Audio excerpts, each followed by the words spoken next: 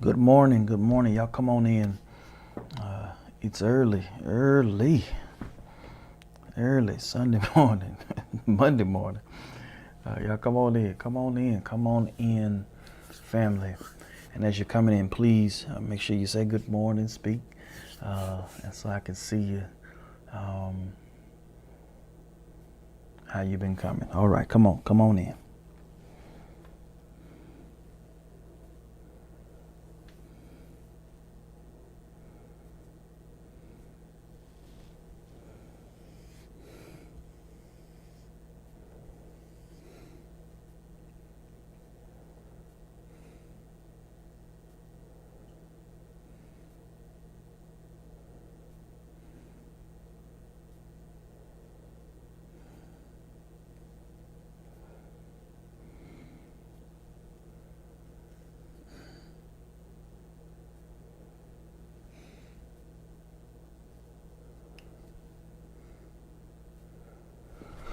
Come on in.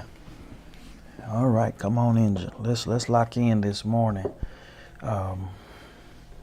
as we prepare for week 4. So y'all come on in. And as y'all coming in, I've been missing and telling y'all this for the last few weeks, but I want to push you all to do it. Make sure y'all hit that share button for me, please, ma'am and sir. And also, if you could make sure you all can hear me on live. Y'all hit those hearts for me, please, and thank you.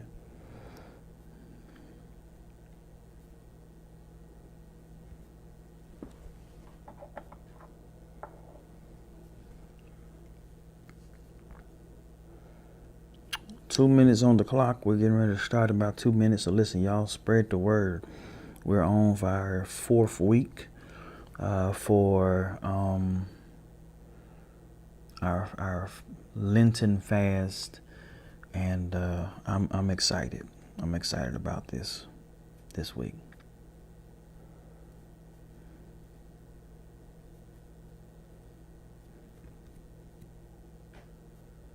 Yeah.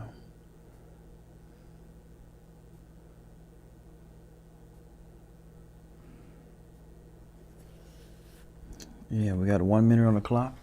While we have a good number of people logged in, y'all tell me how you been doing with your fast, with the social media fast. Now, I'm really gonna read these comments for this one. I want to know how y'all doing. How y'all doing in the comment section? Y'all tell me how did y'all do y'all first week? Either we fasted from social media last week, or we fasted from food from 9 to 12. And we're replacing those times. Yeah, come on, y'all let me know. So I did well, Pastor. I didn't do that well. Come on, y'all put it in there. Okay. All right. Thank you for your honesty. Okay. Yeah. Thank you for your honesty. Yeah. Yeah. Yeah. All right. 20 seconds on the clock. We're starting. I try to start 4 minutes in to give people time to log on. And I don't want to keep you. I'm really going to try to stick to this. But I'm hoping this time of impartation is helping. Have you been blessed? If y'all been blessed by these last few weeks of Monday Motivation, y'all let me know. Hit some hearts. Hit some hearts. Let me know. Okay?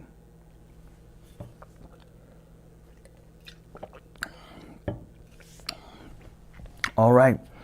Well, good morning, family. I hope all is well. I hope you had a wonderful night of sleep last night. Certainly hope that you were blessed by the worship and the word yesterday. I missed you sorely. I missed you sorely, not being able to be there for the entire service.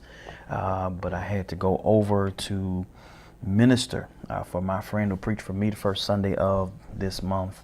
I had to minister for his birthday. He had to celebrate his 41st birthday.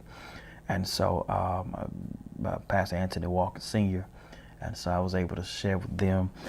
But there was no way I was going to be in town preaching anyway. I didn't stop home just to say hail and good morning. But I miss you. But don't you fear, this coming Sunday, Pastor is back, and I'm concluding our Family Feud series on this coming Sunday, on the Sunday morning series, though I'm going to keep that theme going until the end of the fast.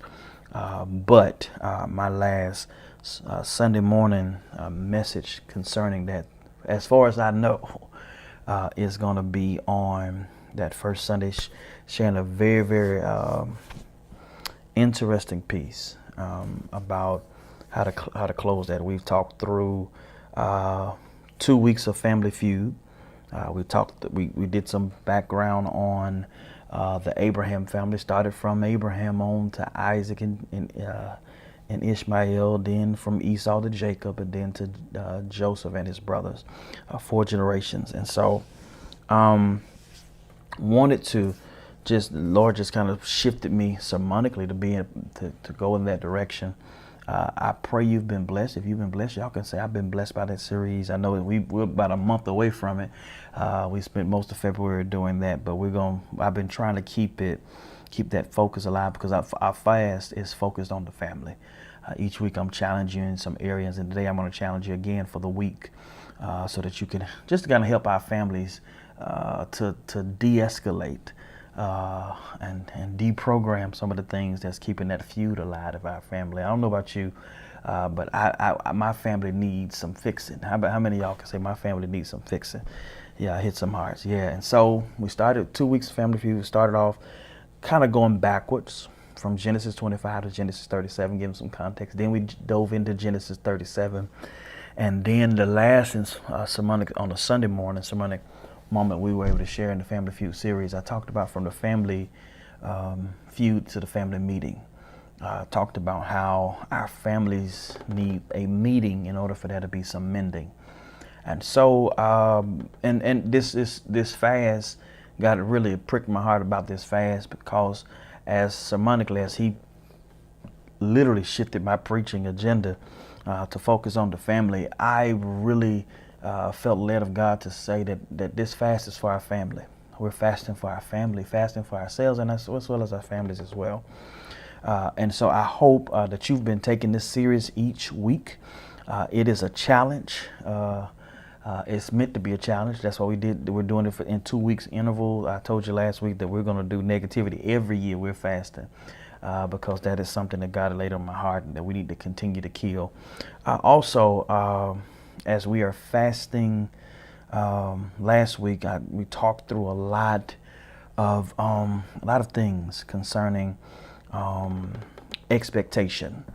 Was one of the things that we shared last week about how we can improve our family experiences by elevating our expectations of our family in certain areas, and I talked through that as well. This week, we're still in the same vein as far as what we're fasting from social media, scrolling and posting, and then also fasting from food from 9 a.m. to 12 or 9 a.m. to 2 p.m. I'm giving you options because there are some. We have a church that's multi-generational, and so I have people that are not on Facebook like that, or not on social media, Instagram, or other things like that. And so those that are not on social media, they can fast from food from this time and be praying, reading scripture, and doing some things. And then most of all, we're going to be focused on things that we can really improve about our family. That's the aim. That's the focus here. And so I'm grateful. We're halfway through the fast. This is week 4. We got 2 more weeks after this week, so which including this week, we have 3 more weeks left. And so we're excited. We're excited about this fast. I hope you are. And so the prayer focus for this week is unity in the family. I have in parentheses here, bringing us closer. One of the things that is important is for there to be unity. The Bible talks about how good and pleasant it is for brethren to dwell together. Speaking of unity, unity is critical, not only for your family, but even for your church family.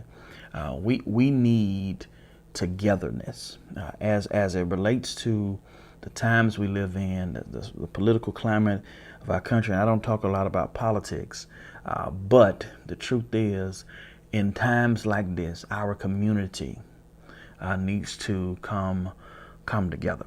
And so then what then makes it hard for unity to exist, not only in church, not only in your community, but also in particular in your family. I could tell you there are a few things that hinder that.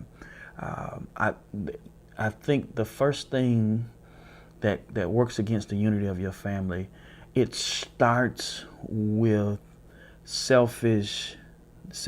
I'm going to say selfish desires, but selfishness is probably a more succinct way of saying it, because sometimes what hinders unity from happening is everyone wanting to do their own thing, achieving their own goals. And I'm not against individuality, but when it comes to doing something that requires for us to be unified, we all have to have the same goal and same mindset.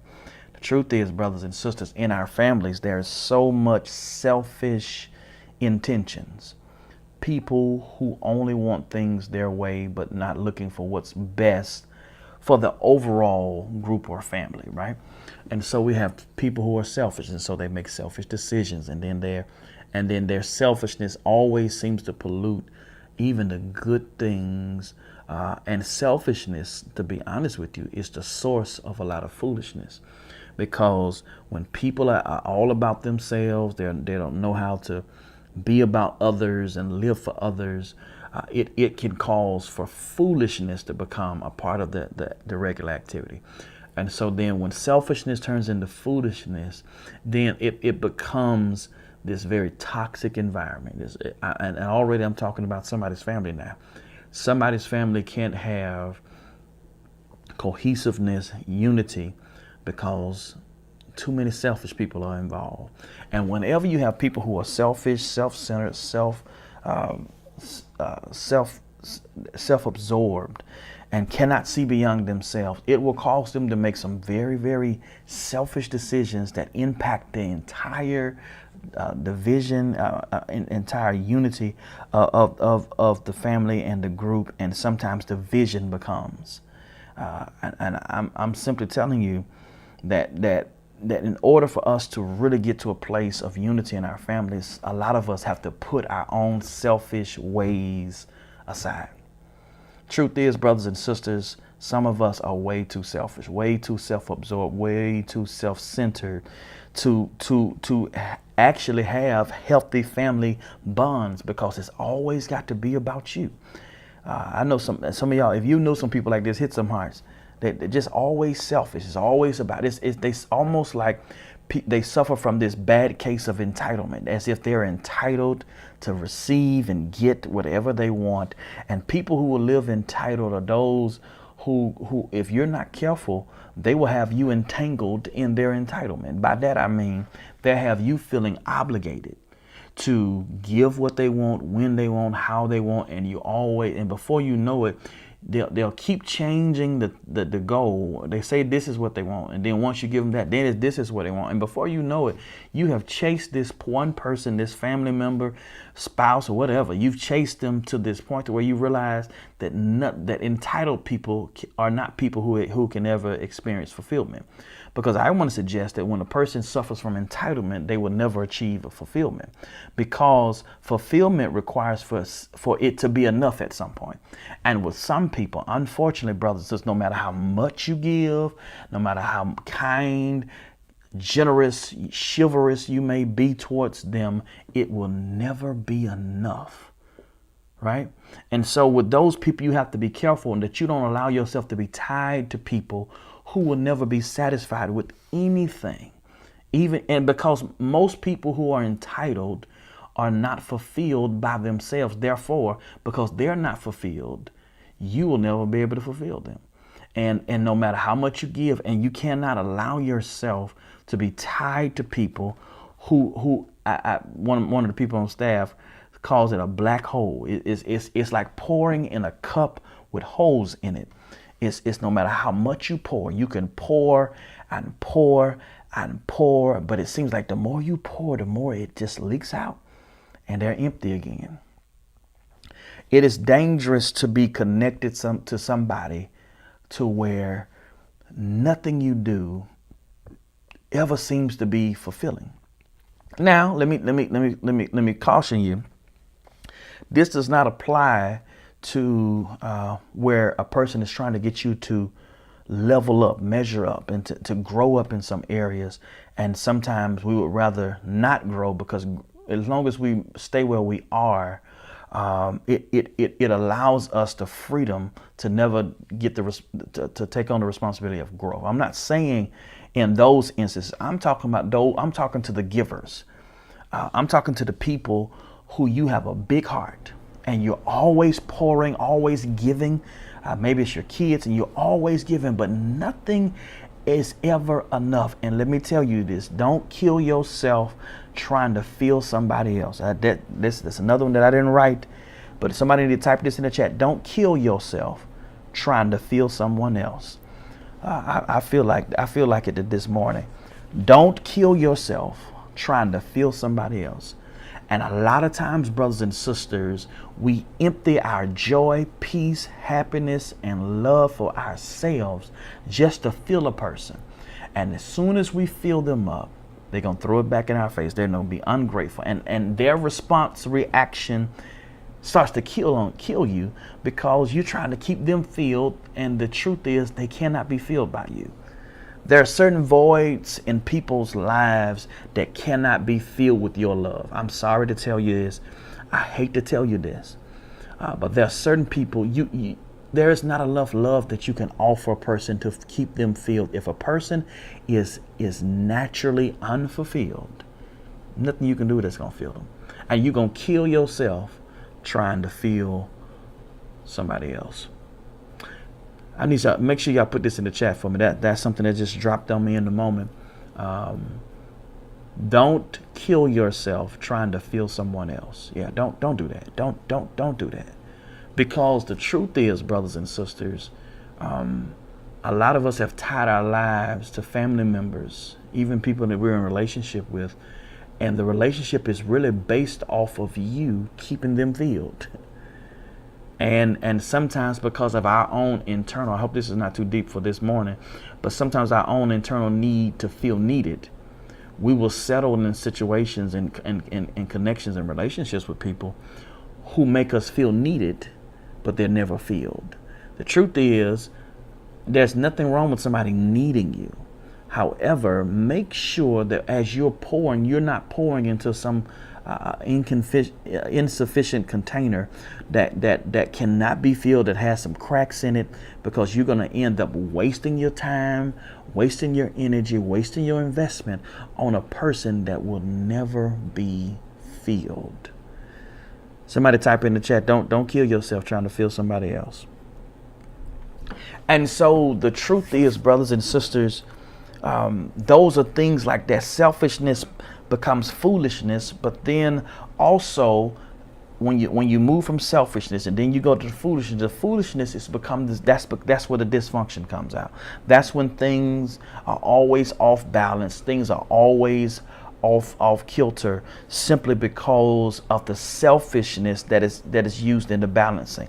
And by that I mean this, brothers and sisters. Whenever you're dealing with selfish people, self-centered people, self-absorbed people, usually what is produced from their behavior is foolishness. It's chaos. It's drama, and it's always something going on.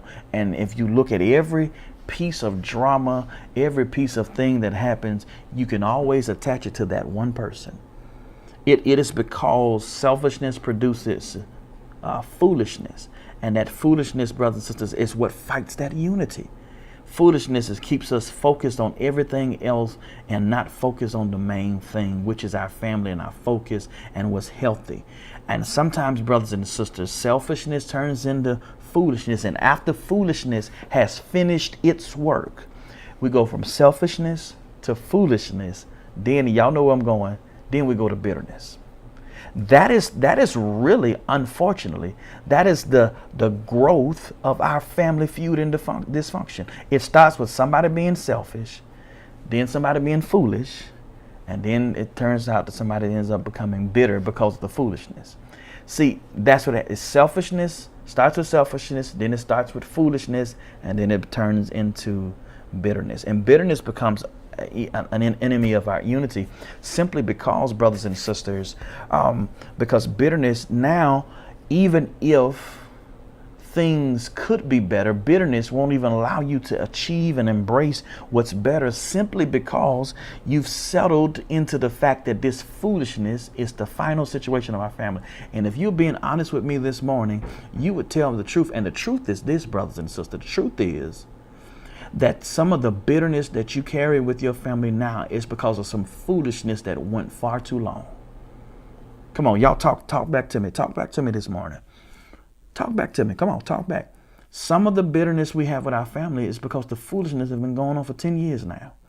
And the foolishness, I guarantee you, started with some selfishness for somebody. And that selfishness gave birth to foolishness. That foolishness gave birth to bitterness. And these three states of being, selfishness, foolishness, and bitterness, have now combined to combat everything that unifies your family. This is why, brothers and sisters, families are so divided. This is why families, it's only, if the family can get together, this sister don't ever come around, because there's always something with this one sister.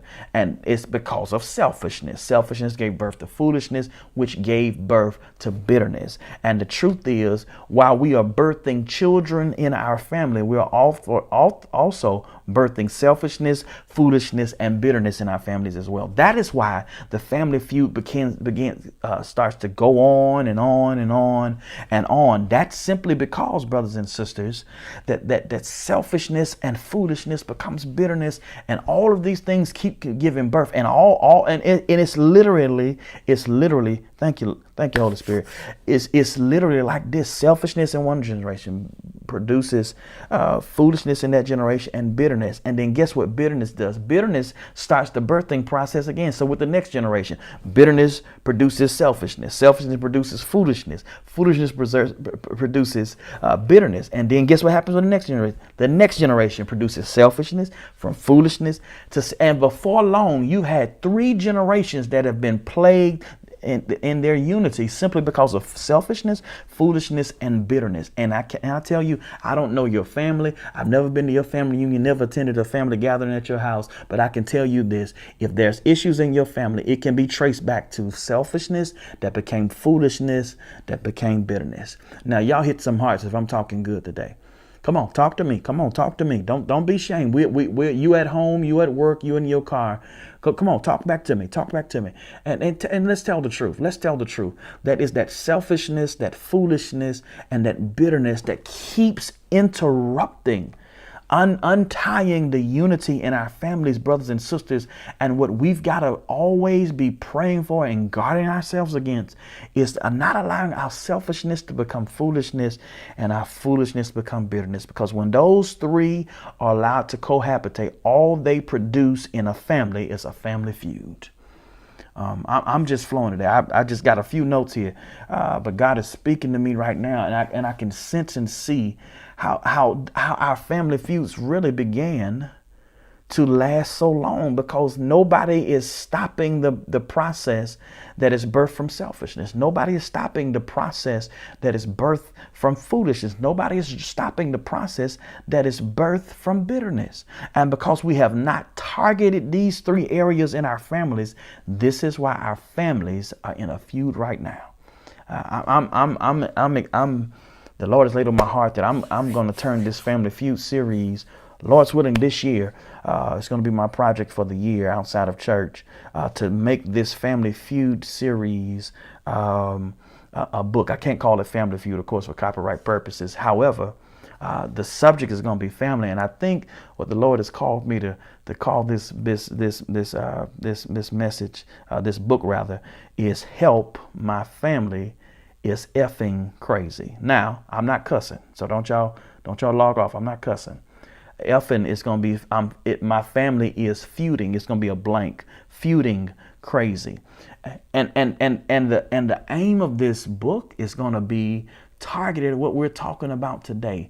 Selfishness, foolishness, and bitterness is literally can be found at the root of every family feud, of every family tree. I guarantee you.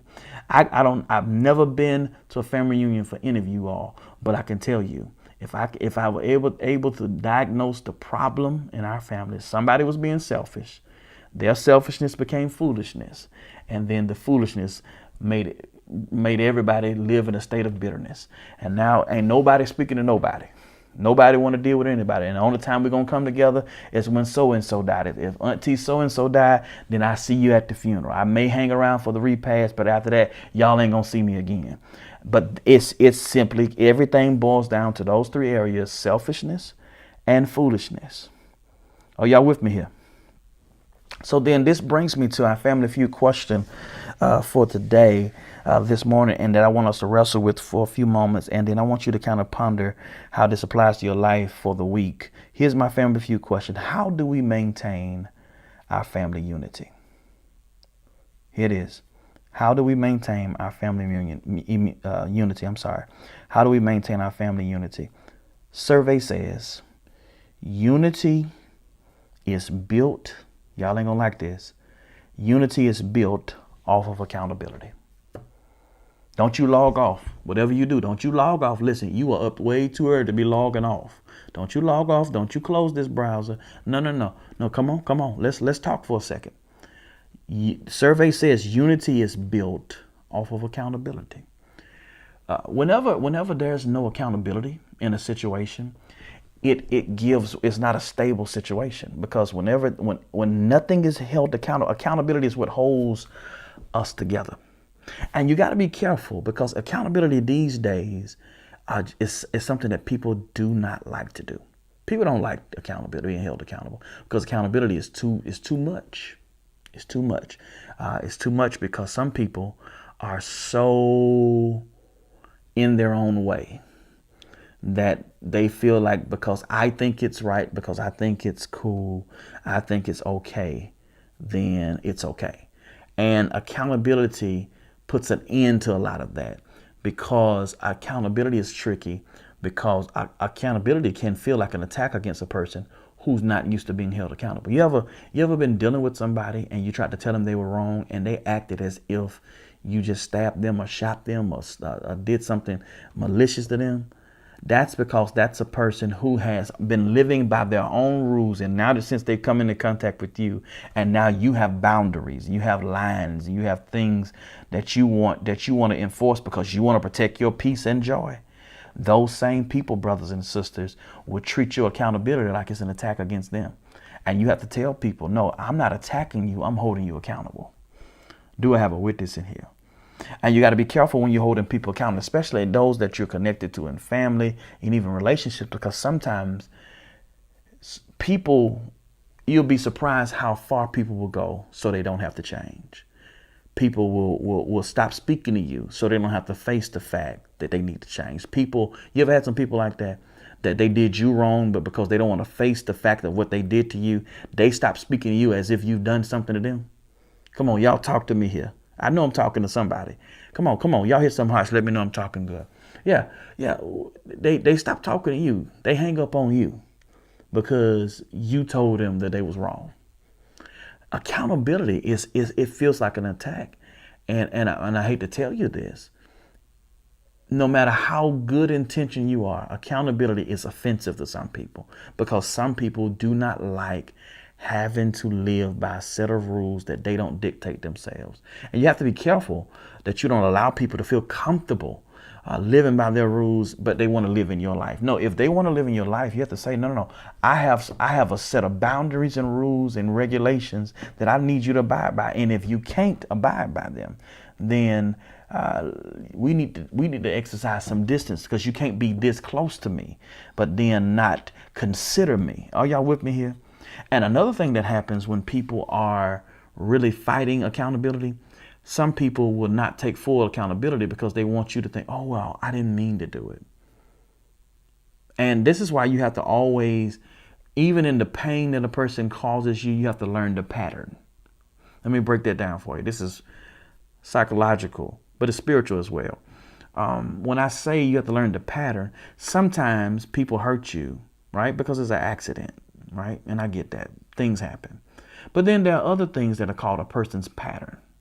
And it's a pattern of behavior that you can see. It's like it's the same MO in every situation, and it's the same situation. It may be different people involved, but it boils down to the same approach and method of operation. And some people would rather you not learn their pattern. See, they'll apologize for the pain they cause.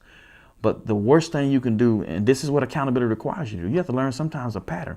So that means if I've seen you do this in several different situations, it may be painful, but I got to realize this is your pattern. And your pattern is telling me how you think and how you operate, right?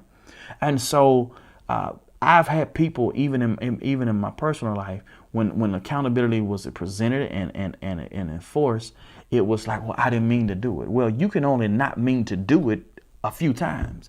But when you didn't mean to do it and you did it for months and you did it for days and weeks and you did it time after time after time, then that's not I didn't mean to do it. No, you meant to do it. You just didn't mean for me to catch it. Are y'all with me here? That's what accountability says. Accountability says, no, you can't not mean to do something for a year and then think I'm going to still think it's an accident. Sometimes you got to be careful when you're holding people accountable, because some people will pretend that it was an accident so they don't have to be held accountable. Are you with me? Come on, y'all hit these hearts if I'm talking good. Sometimes, y'all write this in the chat for me. Sometimes, this is all downloaded. Sometimes people will pretend that it's an accident so because they never intend to be held accountable. And you got to be careful about that. A lot of people will pretend that they don't know what they're doing, but the truth is they do. And one of my favorite people to watch, psychologist, therapist, Iyanla Vanzant, and she said this line. She said, people know what they're doing until they get caught. And then all of a sudden they didn't know what they were doing. And so accountability says, no, you knew exactly what you planned this. You executed this. So look at somebody and say, you got to be accountable. And accountability demands that you don't give people passes for saying, oh, I didn't mean to. I didn't know what I was doing. How in the world you didn't know what you were doing when you did it 10 times? No, that sounds like something you knew exactly what you were doing. I mean, some of you have had people to do the same thing in different situations. And it seemed like as soon as the situation or the opportunity arises, they hit you with the same. And yet at some point, you got to realize, no, they ain't hitting you by accident. They hitting you on purpose. And sometimes we need accountability to safeguard ourselves from being hurt repeatedly by the same people offering new excuses to cover the same old choices. And this is why, brothers and sisters, accountability is important for your family, because if your family is ever going to improve, somebody's got to hold somebody accountable. Something has to change. Somebody's got to say something. They have to say something to say, no. You've done this at the same time, at the same event for the last 5 years. It needs to stop. No, it's not an accident. You meant to do exactly, because it's like you're on a timer. And so people would try to make you feel, and then you got to be careful, because sometimes people will try to guilt trip you, because they will also say things like this. They'll first say it's an accident, but they're doing that to avoid accountability. But then also accountability, the people will say, you're always judging. You think you're better than me. See, and don't fall for that trick of the enemy either, because sometimes people say those kind of things. They're deflecting their own guilt onto you. And so because they don't want to take the time to be responsible for the choices and the reflection that they see, and that your accountability has shown. Let me pause here and say that's all accountability is. Accountability is holding up a mirror in front of a person's face to say, this is who you are. Now, you got to be careful, because when you do that to some people who've never had to see themselves and be forced to look at themselves, when you hold them accountable, those people will say you're judging them. No, judgment in the biblical term is talking about sentencing somebody. I'm not sentencing you to death. I'm not sentencing you and judging you in that regard. However, I am letting you see you. And if seeing you feels like a sentence to you, then that ought to tell you something about you, right? Because you got to be careful, because people will get real offended. I hate this quote, but I hate this line that we say. People will get in their feelings. I hate that quote, because I think it can be insensitive in certain situations. However, what I am saying to you You gotta be careful, because when people can't handle accountability, they'll attack you and make you feel like you're doing something wrong because you have the audacity to hold them accountable. But can I tell you, if you're ever gonna maintain peace, love, joy in your personal life and even enforce it in your family, somebody's got to hold somebody accountable. Listen, most people have people in their lives who just go along with what they say. And I would dare say those are not your friends, that's not your family. Because anybody who co-signs to you and you're dead wrong, they don't love you. They're scared of you, but they don't love you. And if I were you, I have friends in my life who can tell me, stop, you're wrong. You can't love me and not tell me when I'm off. Come on, talk to me here. You need, and some of y'all need to take a moment and thank God for the people who was just straightforward and honest with you. It may have hurt your feelings, hurt your pride and your ego a little bit, but they stood up to you and told you, no, you're wrong. Come on, talk to me here. You ought to thank God for the people in your life who have spoken truth in love, right? And they said it in the way that was a blessing for you. I'm simply telling you, that accountability is critical, and I don't think we understand the true value of it at times, and the reason why some people are scared to hold others accountable because they don't want to be rejected, they don't want to lose. But listen, if I lose you by holding you accountable, I don't need you. I wish I had some help in here. If I can't hold you accountable, you can't be in my life, because how many of y'all can testify it's a blessing to be a part of your life.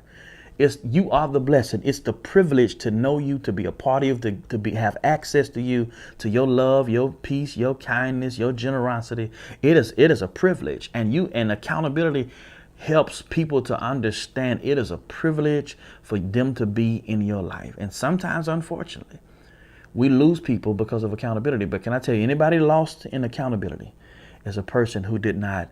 I got it. Anybody who's lost in accountability is a person who's really a liability. People who are liabilities, they hate accountability. People who are dangerous, who can turn a situation volatile, they hate accountability, because accountability doesn't allow their behavior to be excused. No, accountability says, yeah, I know you didn't mean to do it, but this is your 10th time doing it. So that means either you got to confess that this is a problem I have, or you got to get out. You got to get out. And I hate to be like that. And cutting people off. I know we're in a cutoff culture, block culture, do not disturb culture. I get it. But and I'm not saying you have to always terminate the relationship, but there are some adjustments that need to be made. And whenever you find a person, and you have to do this with family too, unfortunately. Some family members, because of their accountability and because they are going to be who they are, you have to, I'm saying not totally cut them off, but you have to put some distance. Maybe it's not disconnection that you need, maybe it's distance that you need. Because can I tell you, accountability will tell you simply this, y'all. It will tell you that disrespect deserves distance. And sometimes we've got to put some distance in between them to let them know you will not carry on in my life like this. Maybe some parent, you need to do this with an older child. Some child, you will not carry on like this. Maybe you need to do this with your cousin and say, listen, we still family. I love you, but I can't allow myself to be subjected to your dysfunctional toxicity. I cannot allow that, because I still got a life to live. I still got a God to serve. I still got a purpose to serve. Am I talking to somebody here today? And so that's what I'm simply telling you. And so here's the last thing I tell you that accountability does. And those other two things focuses on selfishness and foolishness. That's what accountability solves. But here's what accountability does for your bitterness. Accountability for your bitterness says the pain may not be your fault, but your healing is your responsibility. I'm going to say that one more time. Here's the last stage. Accountability addresses selfishness and foolishness by holding people accountable and those kinds of things. But the way accountability handles your bitterness, because see, if you notice, selfishness and foolishness, that all of that, selfishness starts personal, then becomes interpersonal. Bitterness becomes a personal thing. So accountability deals with your bitterness, your personal bitterness, like this. It says, yes, they hurt you, but it's up to you to heal. And so many times we have to stop ourselves from this victim mentality. Sometimes we got to learn how, and we're going to talk about this next week, week 5, when we start talking about finding forgiveness in our family. I can't wait to share what God is going to share with that. But sometimes, brothers and sisters, we've got to get to a place to where we stop waiting for apologies and stop waiting for people. Some people ain't going to ever come back and say they were wrong. But the truth is, your healing is your responsibility. What they did to you, the pain that inflicted you, that they caused you, that's their responsibility. But your healing is your responsibility.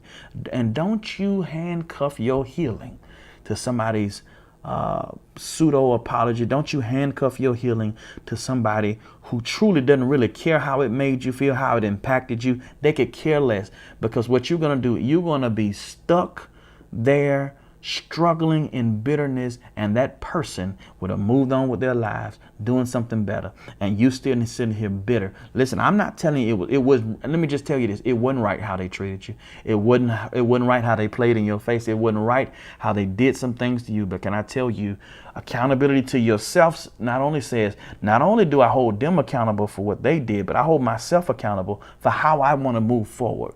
And when you hold yourself accountable, then you realize I don't want to be like them. So I don't have to do to them what they did to me. I have to play in the games that they played with me the same day. I'm not going to have to do the same thing because I'm not like them. And I told you this before, but let me repeat it again. If you can do to them what they did to you, then you two are the same people. But I wish I had somebody that can say like Kendrick Lamar, they not like us. Yeah, not like us. Not you tell them I'm not like you. Somebody say, I'm not like you. I'm not like you. I'm not like you. I can't do what you do. So what I'm going to do, I'm going to put some distance between us. I'm going to heal, and then I'm going to get better so I don't have to become bitter. Are y'all with me here? And so I felt like this is that the Lord wanted to share this week. I want you this week to apply this to your family, to how you deal with yourself. And it starts with you. It starts this accountability starts with you, and then you can share it with others. But can I tell you this? One thing that you cannot do with accountability, you can't apply it to everybody else and not apply it to yourself. Accountability don't work like that. It's a gift that starts with you, and then you can share it. And so we got to hold ourselves accountable, because if we want to be better, if we want to live, thrive in 2025, if we want to, for God, because see, some of us have been, I hear this in my spirit, some of us are so used to just surviving, we don't know how to thrive. And I'm praying that in this fast, that God will awaken some things that you've been in survival mode for way too long. It's time for you to thrive. It's time for you to get better. It's time for you to get more that God has for you. Look at somebody in the chat and say, I want to thrive. Look at somebody and say, I don't want to just survive. I want to thrive. I want to thrive. I want to thrive. And so family, this is our Monday motivation today. Talking about accountability. And I'm going to repeat the question. How do we maintain our family unity? Survey says unity is built off of accountability. So this week, as you're praying, as you're reading your word, ask God to help you to develop a spiritual accountability in your life that can produce joy, peace, and then in those connections that you have that is not possible, that God gives you the grace to navigate that space with them, and so that you can not allow their bitter fruit to plant seeds in your heart. And the truth is, brothers and sisters, accountability is really a safeguard to keep you from becoming like some of the people who hurt you. Are y'all with me here? Were you blessed? Were you blessed this morning? If you're blessed, hit those hearts. Hit those hearts. Hit those hearts. Listen, family, I'm so excited. We're on week 4. Listen, let's fast from social media. I know it's gonna be hard, but we can get through it. We're gonna get through it till Sunday. Sunday is our cheat day. Scroll, post all you want. Do all you can. Listen, save that selfie. Save that selfie to Sunday. And we'll be doing something else. Next week, we'll be moving into fasting from unnecessary spending. Now, I know y'all grunted about the social media. Some of y'all are going to really trip next week, these next 2 weeks of the fast, last 2 weeks of the fast, as we are sharing. But listen, this week, I'm praying for you. I'm praying that God gives you strength. And then he'll rest you in those moments where you're tempted to hit that app, that blue app, that purple gold, that's Instagram, and hit that black and white app, that TikTok. I'm praying that right before you hit that app, that you say, Lord, let me find a scripture, let me find a devotion or something I can read. Let me pray and ask God to help me identify some areas in my life that I can hold my family accountable and hold myself accountable so that our family can find that unity. Accountability is the foundation of our unity. All right. Listen, let's pray. I'll let you go. God, thank you for this day. Thank you for my family who's a part of this fast. I pray for our church. God, thank you for what you're doing in the life of our church. And I pray that you continue to bless us. Thank you for such a great I Serve Sunday yesterday. And I pray, God, for those that signed up, that they would get active because there are so many areas in our church where we can use some more hands to the plow. Thank you for the things that you've done in our church, God. Thank you for 4 years between pastor and people. And I'm praying that year 5 be a year that allows us not to survive, but to thrive as a church. Thank you for what you're doing. Thank you for all the gifts that are there, even the gifts that you're going to bring this year. We love and praise you and honor you. In your son, Jesus' name, we do pray. Everybody say amen. All right, family, listen. It's early. Listen, I told you in this social media, I know how it is. Watch it and then log right off. Those of y'all that are fasting from social media, and let me challenge some of y'all. Some of y'all, I could tell you, I'm not gonna call no names on this broadcast, but let me just say this. Let me just say this here. Some of y'all chose food because you ain't ready to give up social media. Try giving up social media this week, please. I know that's the thing you do when your nerves is bad, but find something else to do spiritually that's gonna help impact your life and your walk with God. All right. All right, family. I kept you a little over time. I keep telling you I'm not going to keep you long, but listen, it just gets to flowing and God gets to speaking. So I just want to be obedient. But thank you for your time this morning. I look forward to seeing you Sunday. I'm back in the pulpit finishing this Family Feud series, and we're getting ready to go right into Easter. So family, listen, it's going to be exciting. Biker Sunday is coming up, second Sunday, Palm Sunday of April. So I'm excited about that as well. And then, of course, third Sunday is Resurrection Sunday, and I'm excited for another illustrated message that we're going to be sharing. Okay? I love you, family. I'll see you when I see you. Peace.